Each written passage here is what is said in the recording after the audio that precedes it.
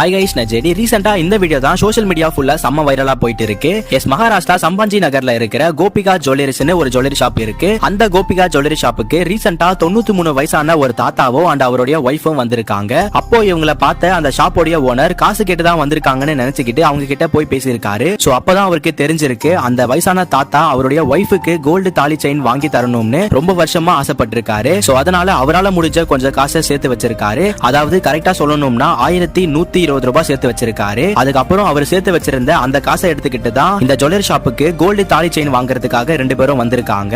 So அப்போ அந்த ஷாப்போட ஓனர் இதெல்லாம் தெரிஞ்சுக்கிட்டு அவங்களுக்கு ஃப்ரீயாவே கோல்டு தாலி செயினை கொடுத்திருக்காரு. பட் அந்த தாத்தா ஃப்ரீயாலாம் வேணான்னு சொல்லிட்டு அவர்கிட்ட இருந்த காசை கொடுத்திருக்காரு. அப்போ அந்த ஷாப்போட ஓனர் சரி ஓகேன்னு சொல்லிட்டு அவங்க வச்சிட்டு இருந்த காசுல வெறும் 20 ரூபாய் மட்டும் வாங்கிக்கிட்டு என்ன ஆசீர்வாதம் பண்ணுங்கன்னு சொல்லியிருக்காரு. ரியலி அந்த அழகான லவ் புரிஞ்சுக்கிட்டு அவங்களுக்கு கோல்டு தாலி செயினை கொடுத்த கோபிகா ஜுவல்லரி ஷாப் ஓனருக்கு என்னுடைய மனமார்ந்த நன்றியை சொல்லிக்கிறேன். அதே போல அந்த வயசான காலத்திலையும் அவருடைய ஒய்ஃபுக்காக அந்த தாத்தா பண்ண விஷயத்தை பார்க்கும்போது இதுதான் உண்மையான காதல்னு தோணுது.